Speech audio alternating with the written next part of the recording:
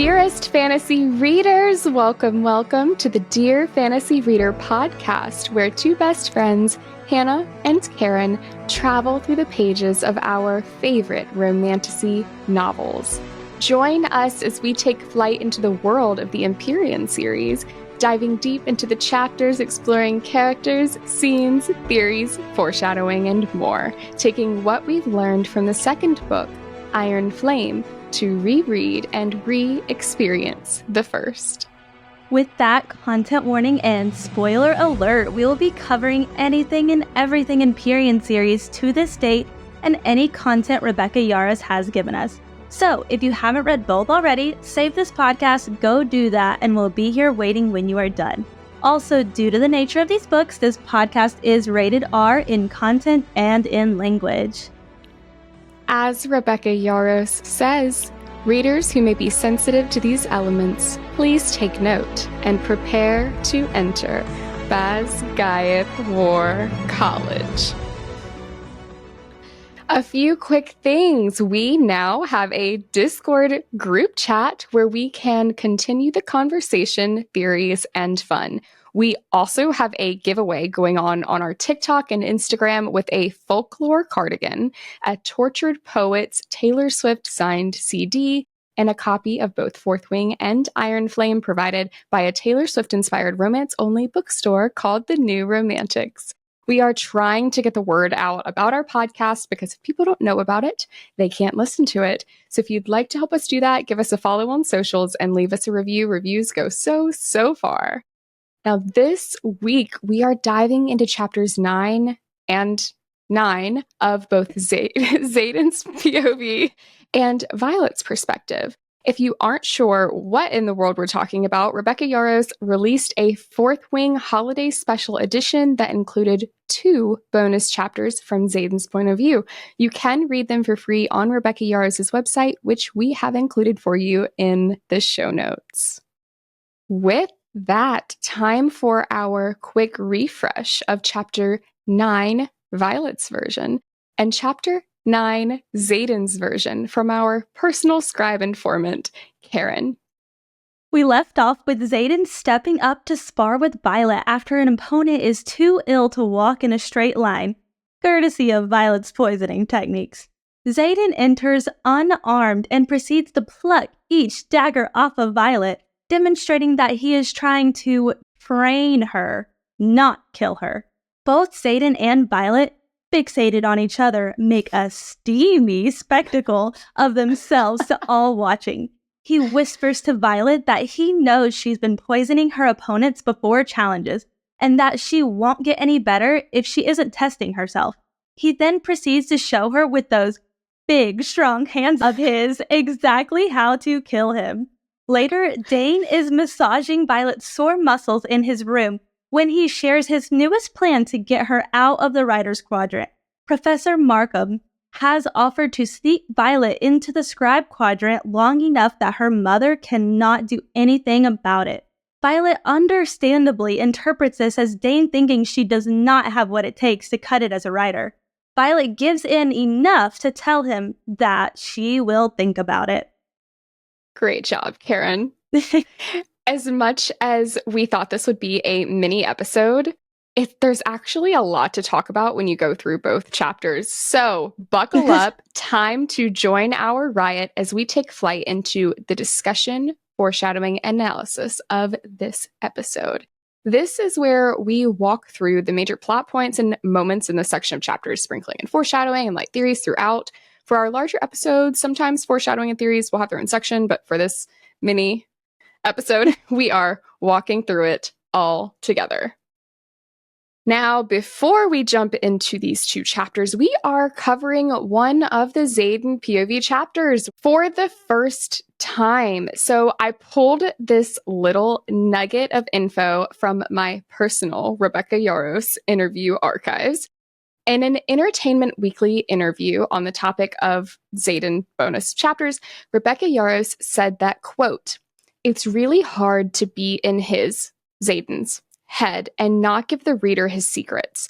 So things like going back into the special edition for Fourth Wing, where I wrote the 2 scenes, I had to pick scenes where his shields would naturally be up. So you wouldn't know what's going on with the signet until you'd read Iron Flame because I didn't want to spoil it. Oh, that is so sneaky of her because it would have totally spoiled it for us if he had been using his signet. Exactly. And the part where she says that she had to choose scenes where his shields were up confuses me, but we will come back to that later in the episode. What did you think of reading from Xaden's POV for the first time? I am obsessed with it. I loved going back and forth and trying to read both sides of the conversation and their thoughts at the same time. And I literally said this to you the day I read it, but I realized that if you were reading Fourth Wing itself for the first time and you went from Violet's chapter 9 to Xaden's chapter 9, it would have spoiled the entire book and the biggest plot twist of all. Yeah, literally the end. With these bonus chapters, they are included at the end of the holiday edition book so that the reader would already know about the Fourth Wing secrets. And it makes total sense why she couldn't and can't integrate more of Xaden's POV throughout the books because he has so many secrets, it would ruin the surprises for us, which is the case for Iron Flame as well, because she said she can't give us more points of view from Xaden until he stops keeping secrets. I want them now. Implying he has so many more, which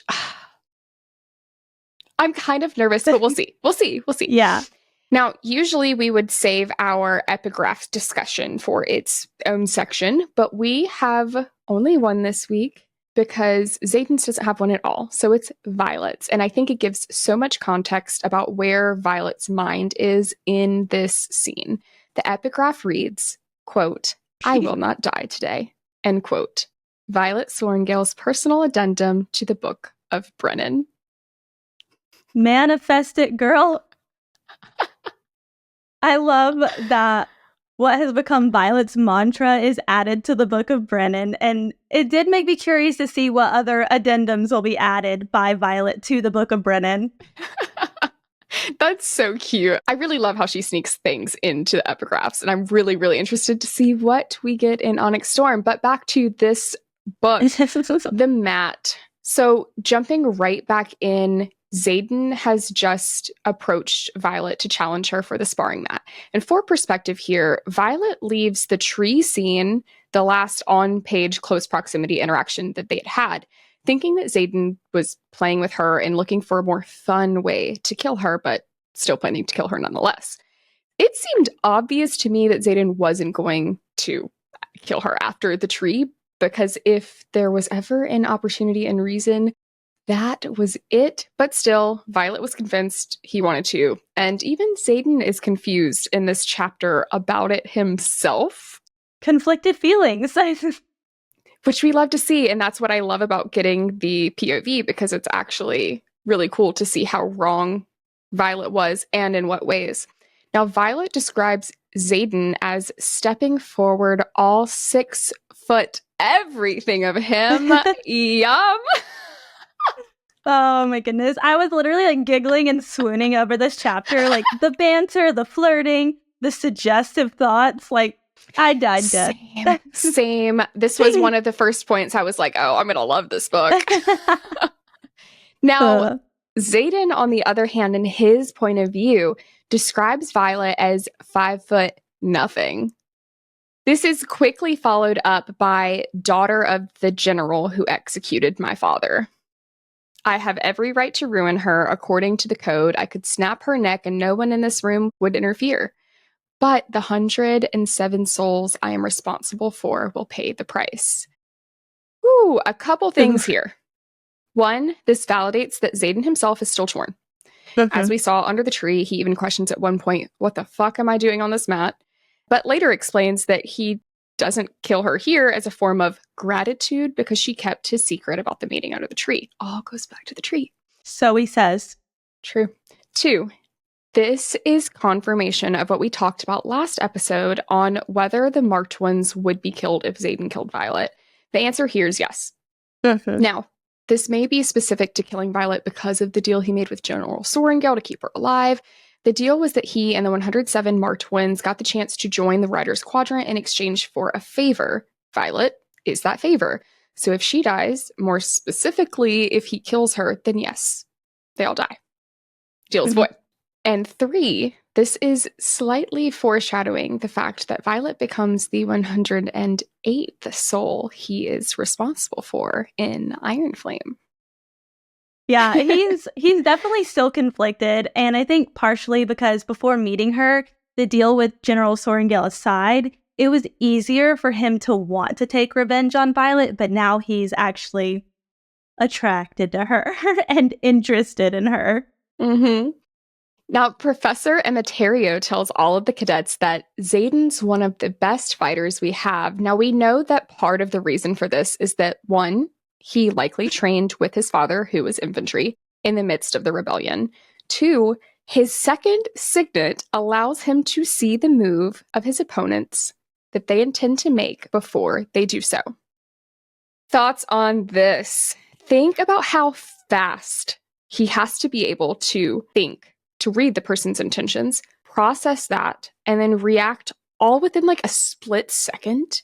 I imagine this is like a muscle, and the more you flex it, the more second nature it becomes. But that still seems like a signet in itself to process that much information so quickly.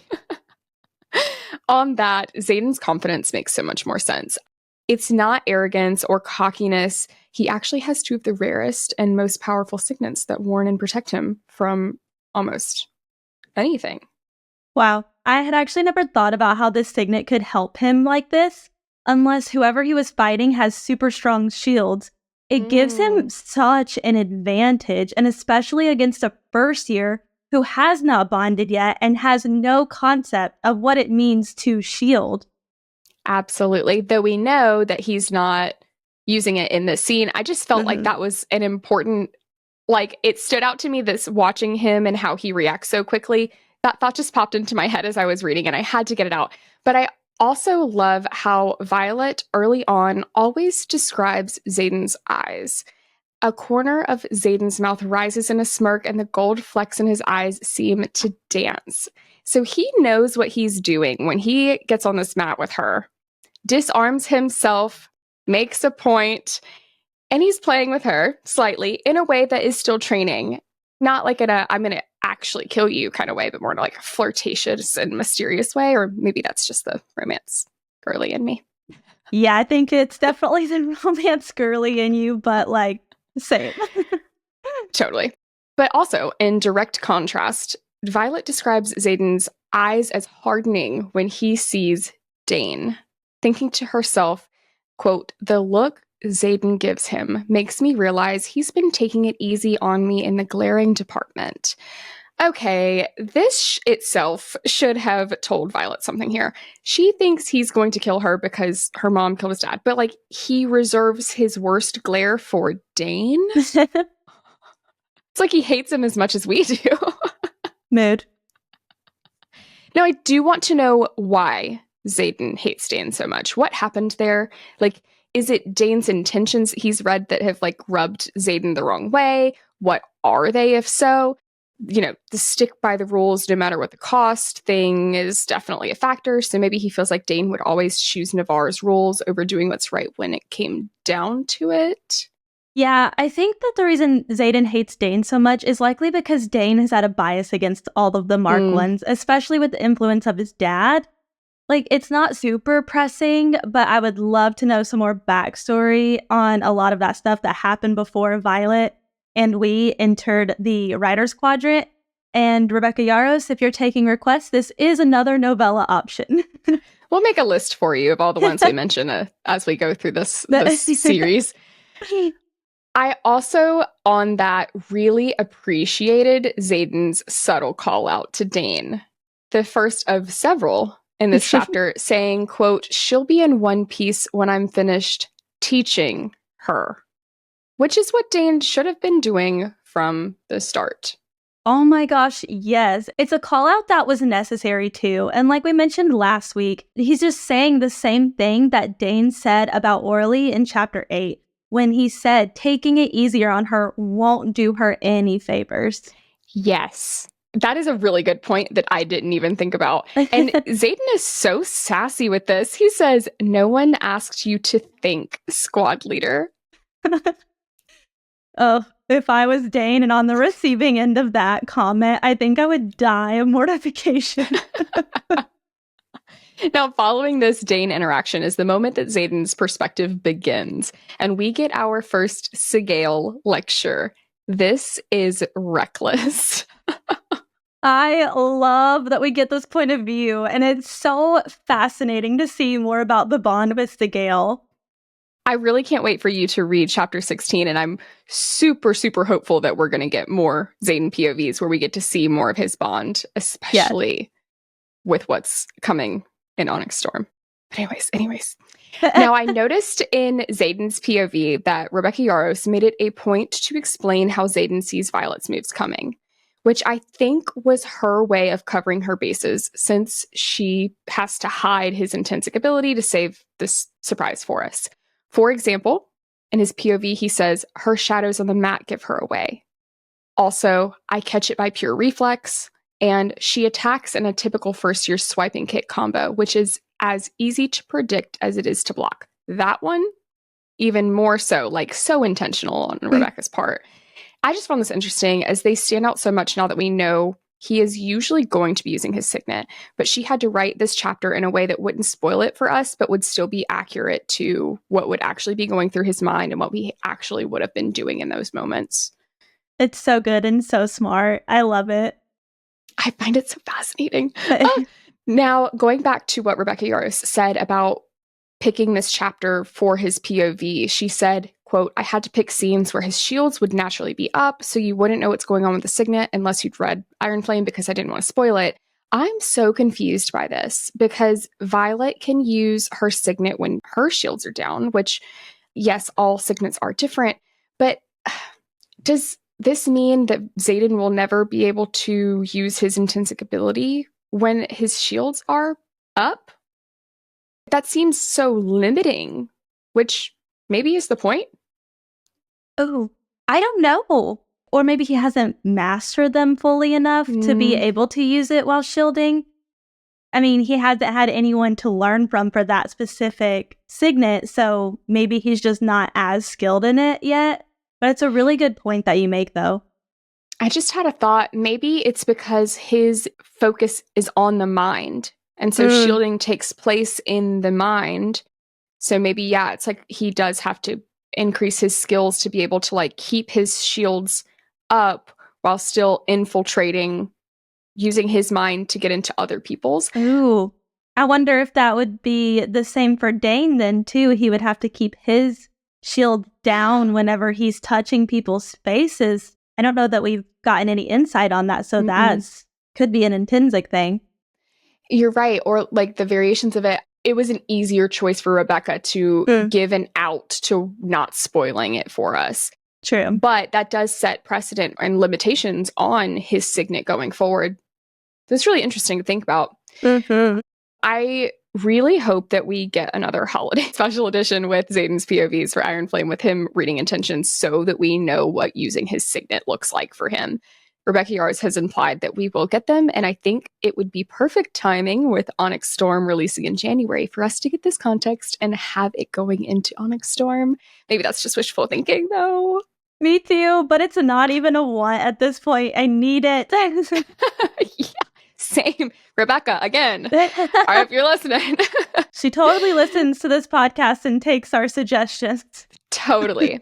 For this point of view chapter, though, Xaden explains this by saying he locks his shields in place because Dane is nearby. Now, I'm thinking maybe this is why he hates Dane so much, because his signet is so dangerous, combined with him being a rule follower to a moral fault.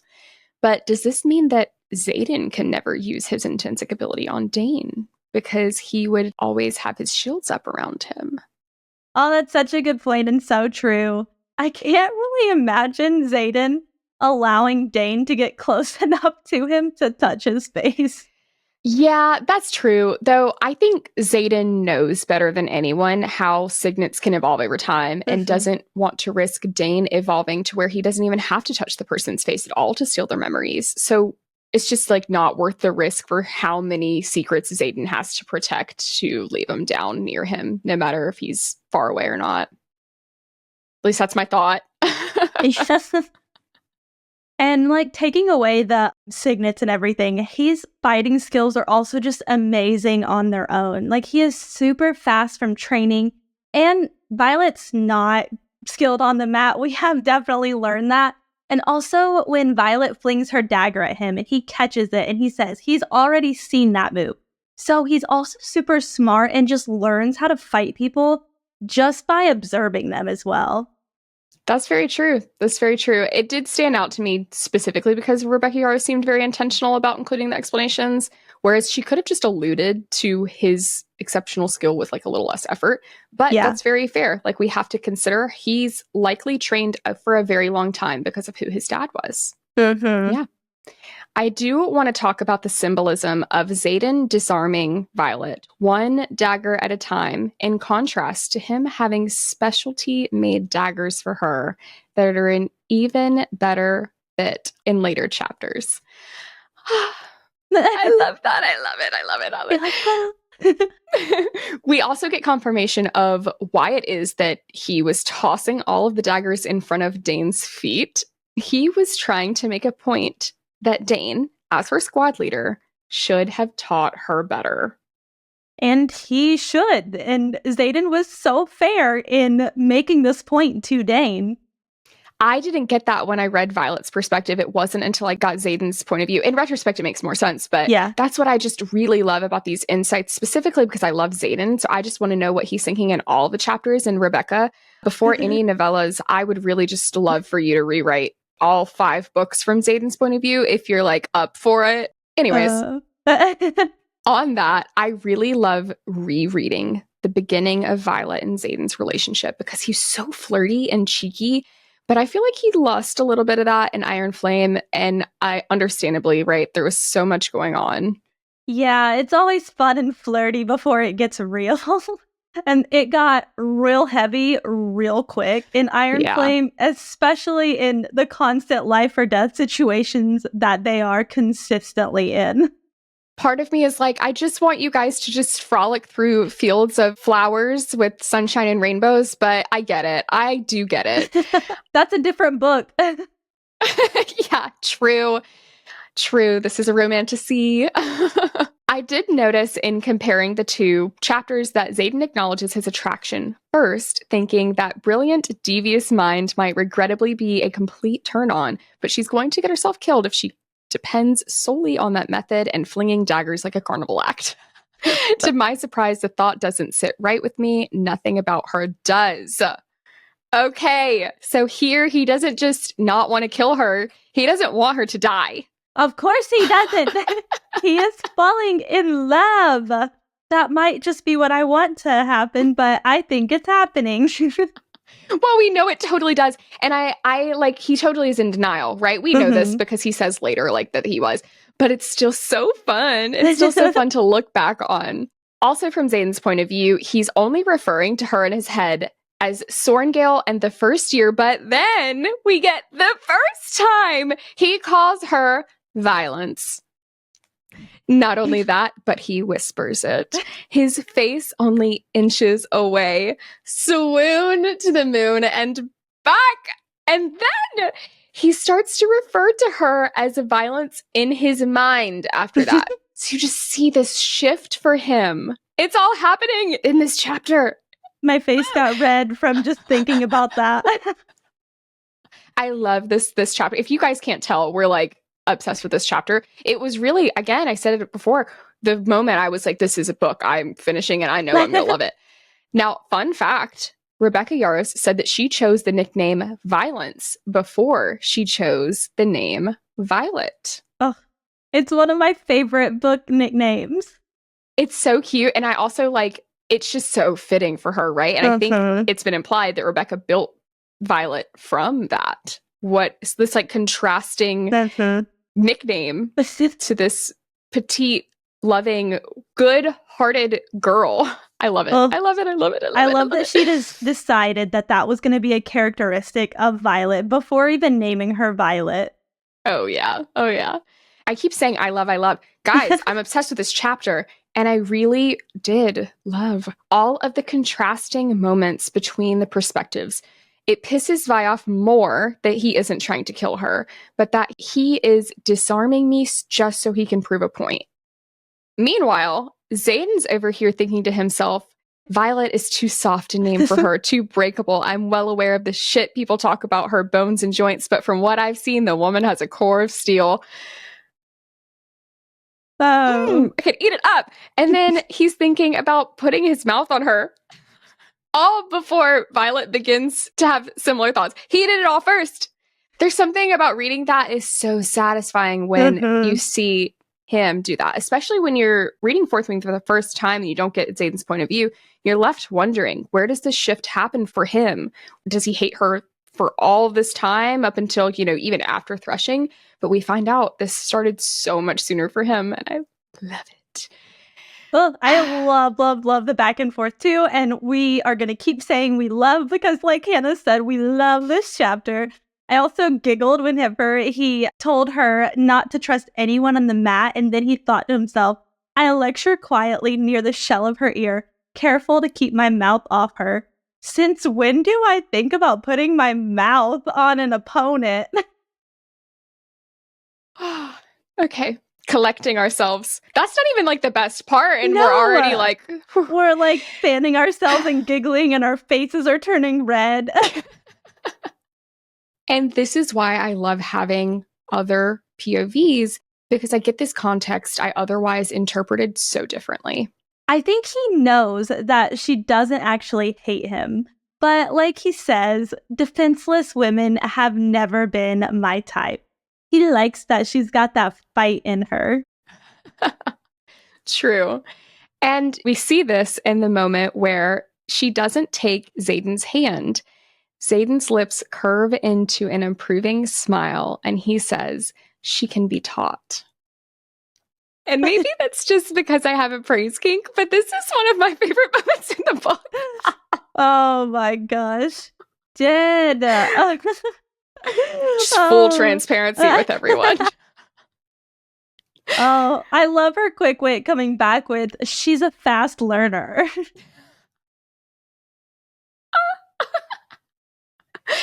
Xaden later thinks, I'm used to being loathed, but the combination of her hatred and her silence about seeing us meet is too intriguing to ignore.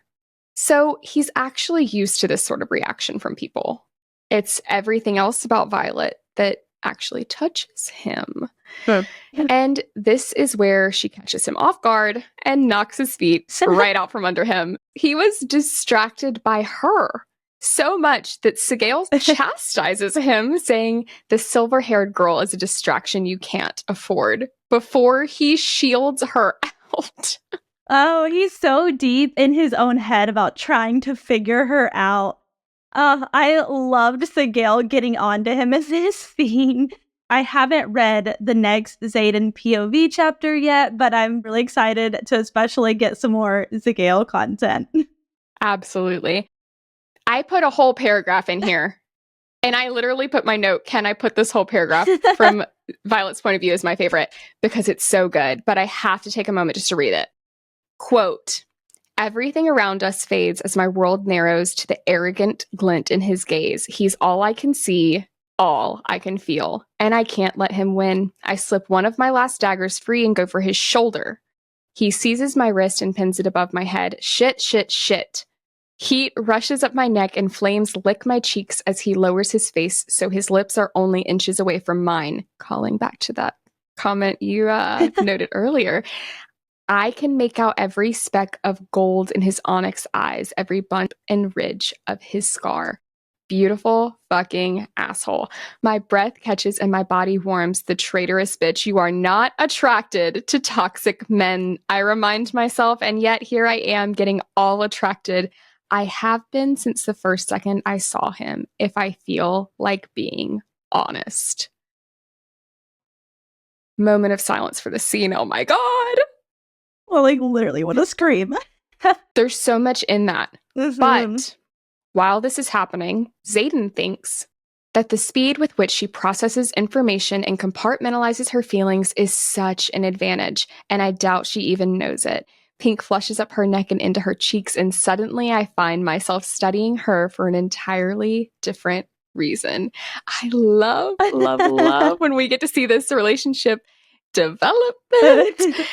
The blush, the skittered pulse, the way her gaze flicks toward my mouth for less than a second. I'm not the only one attracted here. Fuck, this is dangerous. She is dangerous. The world outside the mat ceases to exist as my focus narrows to just violence. Both of their worlds cease to exist outside of the other. Are you kidding me? This is what makes me love reading romance, but specifically when the stakes are so much higher in this romantasy genre. These two paragraphs, like, paste them on my wall because this is the shit I love. Oh my god, it's such a good moment. I totally understand why Rebecca Yarros gave us this scene in Xaden's point of view, and it's so satisfying. The line that perfectly sums up me reading this book is what Violet thinks after this. Toxic, dangerous, wants to kill you. Nope, doesn't matter. My pulse still skitters like a teenager. Yeah. Yeah. Yeah. We have to talk about how he teaches her how to kill him. He says this is the only moment he's made himself vulnerable since arriving to the Writer's Quadrant. What a huge wall to bring down. Wow. Do you think that this scene was him showing her that he trusts her? Because he's teaching her how to fight other opponents and himself. I think subconsciously, yes, especially since he's grateful to her for keeping his secret that he knows he can trust her to an extent. But to teach her how to kill him is kind of crazy for someone you don't trust. But then again, like, how else was he going to do that to actually teach her? Because you know what we just listened to in that paragraph is she always goes for like the shoulder, something that is not going to kill her opponent, right? Because she doesn't want to do that. And he's trying to make a point like, you're going to be in a position where you need to. You're in a position right now where you think you need to kill me because I'm trying to kill you. Well, you're going to have to know how to do that. But like, still, that means he cares about her enough to where he like values that over like the risk that she could be to him. Right. Now, fun fact, according to Skyfall Scotland on Tumblr, Rebecca Yarros recently, in June of 2024, stated on a panel in Sydney that this dagger stealing scene is one of two of her favorite scenes in Fourth Wing, as it was very important to their chemistry and romantic development, and that Violet is the only person Xaden has ever taught how to actually kill him. That's pretty significant. Also, right there with you, Rebecca. She says her second favorite was the first kiss scene, which we'll be covering before we know it. But I love that Rebecca Yarros herself is a romance-first author. But then she says her favorite scene in Iron Flame is the interrogation one. So, like, take that one with a grain of salt. Romance first, torture second. Oh, imagine hearing that if you've never heard of this book series and don't know what we're talking about. We also, importantly, get a line that cements Violet's philosophy on not killing. Quote, "They're also fatal wounds, and I've avoided those at all costs." Right. Again, just showing us that she is not vicious or brutal or ruthless and just wants to wound enough just to stay alive. Yep. We also get this really cool moment of foreshadowing in retrospect where Violet describes Xaden as his eyes darken. Oh, Violence, you're good, but I've known better poison masters. The trick is not to make it quite so obvious. Brennan is the better poison master that Xaden knows. He's thinking, quote, Brennan would give one of his frustrated sighs if he knew just how obvious his little sister was. Then again, he'd also try to kick my ass for the position I have Violence in.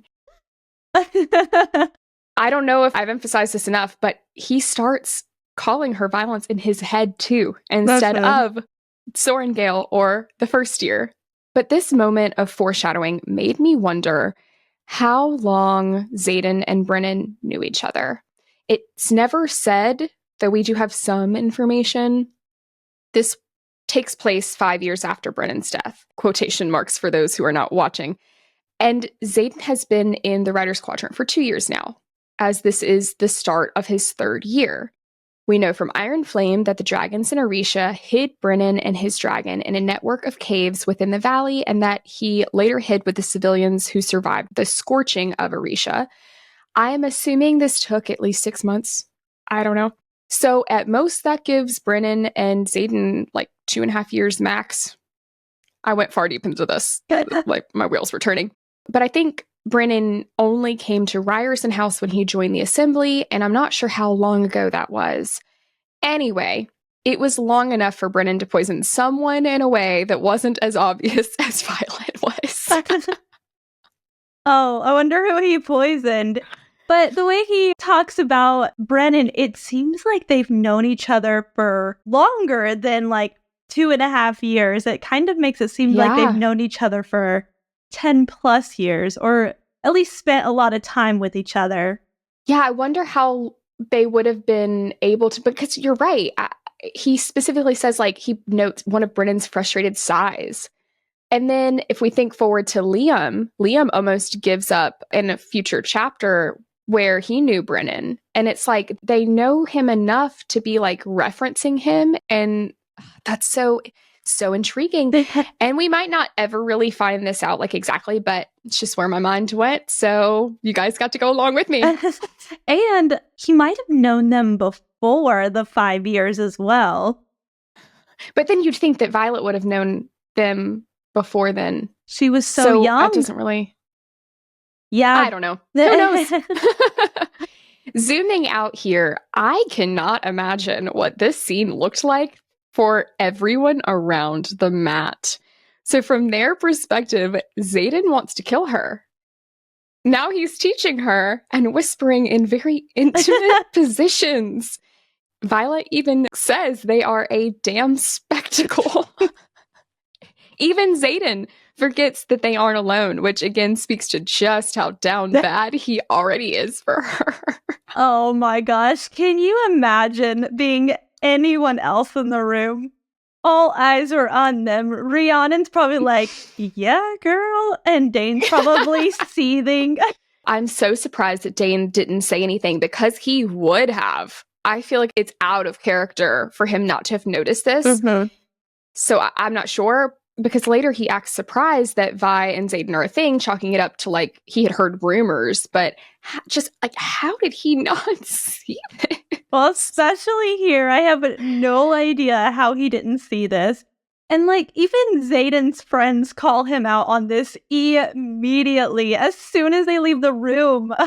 That's a really good point. And I think that shows how Dane doesn't really know this new Violet as well as he thinks, if he's not catching what's going on. Like, I know she doesn't like fully know, but there's no way you didn't catch that chemistry and like the tension that must have been them just laying on the floor on the mat for like long periods of time, whispering to each other. What are they whispering? Like, I don't know. That's what I would be thinking. Anyways. Dane's a little delusional as well, so that could play a part in it. He's pretty wrapped up in himself, so maybe that's it. We also get another moment of foreshadowing right as they're wrapping up the sparring session, where Xaden says defenseless women have never been his type, as you mentioned before. This is clearly true, because he trained both Kat and Violet. We also get another slight reference to Kat when Xaden thinks, quote, sure, she's beautiful, but I've never let the symmetry of someone's facial features sway me. That's definitely about Kat, right? Like, we can confidently say she was setting us up for Iron Flame there. And she's supposed to be super beautiful too, so. Exactly. And I think that was why Violet was so immediately concerned. But again, he's never let the symmetry of someone's facial features sway him. Then Xaden does my favorite Dane call out of all. She could use a little less protection and a little more instruction. And then stares him down until Dane nods. I appreciate that he told Violet this directly before he called Dane out on it. I fully agree. I thought the same thing as I was reading. Yeah. Now, Garrick, we get some really entertaining comments from Garrick in Xaden's point of view. We don't really get as much when we're reading from Violet, so I really can't wait for you to read chapter 16. He has slowly become one of my favorite characters. I love him teasing Xaden about Violet, but even more when he just straight up says, it's hard to miss the way you look at her. Like, calls him out. Agree. I love Garrick so much, and I love that he is not afraid of Xaden, and he is not afraid to say this stuff to Xaden. Which is really nice to see on page between male best friends. And he balances it out really well when he quickly reverts back to teasing with, oh, would you please, I need you to use those big, strong hands to show me before Xaden shoves him. Quickly snapping back to referring to Vi as Sorengale. Big, love strong hands. Okay, we talked a little bit about this last episode, but I have to comment again on how everyone talks about Violet's hair, but something is up with her eyes too. Xaden, in his point of view, describes her eyes as both hazel and then later thinks, I swear her eyes seem different every time I look into them. No wonder I can't look away. This is so intentional. There's no way it was just a casual character detail. This has got to be right up there with her hair. And I really wonder if this is connected to Andarna's iridescent chameleon thing she's got going on. And I don't pretend to understand how that would be the case, as dragon powers are not related to their rider's signets. It's made up like the unique chemistry between the two of them. A rider's signet has more to do with themselves. The only thing I can think is that it has something to do with Andarna knowing for 600 years that she was going to choose Violet. So maybe they are like a fated bond that has this sort of connection. I'm not sure how it would be related to Andarna in the book, like how that would be crossing. I do think there's some symbolism in it. Oh, yeah. It's like maybe a stylistic choice for Rebecca Yarros. I am interested to know if she will dive deeper into this in future books, though. Well, the way that she referenced it, literally in the same line as being unique next to her hair in previous chapters, and Rebecca has said that we will be finding out the significance of Violet's hair in the next book. I'm hoping that she addresses kind of both all at once. Yes. Did you know that? No, did I tell you that already? I got very excited. Yes. I did not mean to yell. Yes. I feel a little more validated in the thinking that maybe it's significant. It very well could not be, but like to continuously point that out. Yeah, I do think it's significant, but my thought was we have these similarities, so we are supposed to be together. Or is it more that it is intertwined, like because Andarna picked Violet from 600 years ago? Really hoping we find out. I can't wait. We'll see. Now to Dane's room. Okay. I know Vi gets upset that Dane wouldn't break the rules for her, and he wouldn't in Fourth Wing when it really came down to it. But to give him credit where it's due, he breaks a rule by sneaking her into his room here. Mr. Lover of all rules. I don't get why this is the rule that he's willing to break, because he's also like really conscious of how him and Violet being close will look. But Violet leaving his room isn't going to make it look like they're sneaking around? Yeah, that's what confuses me. The logic there just doesn't seem to line up. But then again, that's something I constantly run into with Dane. And not only that, it's also against the rules for him to discuss details about the sacred bond between a rider and their dragon. But he breaks that to tell Violet how the dragons are communicating in the rider's head and about the nature of shielding. Oh, this man wants to follow all of the rules, but Violet might just be his weakness. Yeah, except for when it really comes down to it, for her, like when she was, when it came down to the one rule that mattered in saving her at Threshing, he wasn't willing to. So it's like not even that it's necessarily his weakness when it matters. Right. Or I don't know. Whenever she, in a few chapters, we'll see when she's literally attacked in the middle of the night and he's too much of a lover of the rules. Wait, does that make sense? Oh, with Amber Mavis? Yeah. He immediately jumps to that. That's what I'm saying. Like, his logic doesn't line up for me. But continuing to give him the benefit of the doubt here, all of the things he lists off to Violet as reasons for why he wants her to run off here are valid concerns. Crush up Violet's as a threat? Well, damn. So he has a point here about having to watch Vi be attacked by other first years at Threshing, unable to do anything, which also sets us up for Xaden having to watch, knowing it's against the rules to help, but he still steps up. That is true. But I am on Violet's side that Dane is not helping her by finding her an escape. In fact, it does seem like he doesn't have any faith that she can learn how to protect herself, and he's not doing what he can to help her even try to succeed. No, he's not. And in this emotional moment, he does reach out to touch Violet's face. We do not think that he is trying to read her memories here, but I think that it is setting up how often he touches her and will, in the future, accidentally steal her memories. Yeah, I think that might be the case in retrospect. I don't necessarily, for what we've reread so far, think that he has actually stolen them yet. I think that's coming sooner rather than later, but I don't think it's happened yet. I don't think it's happened yet either. Anyways, I'm always Team Violet. Same. If you couldn't tell by us basically shitting on Dane every single episode so far. But I've really tried to not. He just makes it really difficult not to. I have not tried to not. Now we are heading over to our healers quadrant for a temperature check on the characters that were doing pretty hot this week and the ones that were not so much. Starting with, who is feeling hot for you this week, Karen? Okay, so it's always going to be Xaden, obviously. That's my pick. Yeah, he's always going to be on this list for us, I think. But my other one is Garrick. And I just love how he called Xaden out right away. We mentioned that before. But whenever he specifically says, you in the mood to spar with first years? Or just that particular first year? I love it.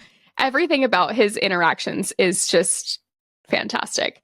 Yeah. The so not, I'm going to say it before you do because you got me with Xaden. I think I have made it abundantly clear that Xaden was like it this chapter, but Dane is the so not. Now, is this a so not that has like been as strong as previous? I don't think so. I think I'm going to lay it off of him a little personally this week because I do see his reasoning, but he's still in the knot. And honestly, will he always be on this list for me? Stay tuned to find out. Most likely, yes. He's on here for me this week, specifically because of the end of the chapter when Violet is in his room and he went behind her back to Professor Markham. I hate that. That's true, because Violet has made it abundantly clear that she does not want this and only now is questioning it because she sees the gauntlet, which we will get to in the next episode. You're right. Okay, he deserves it like 13% more than I had given him a couple seconds ago.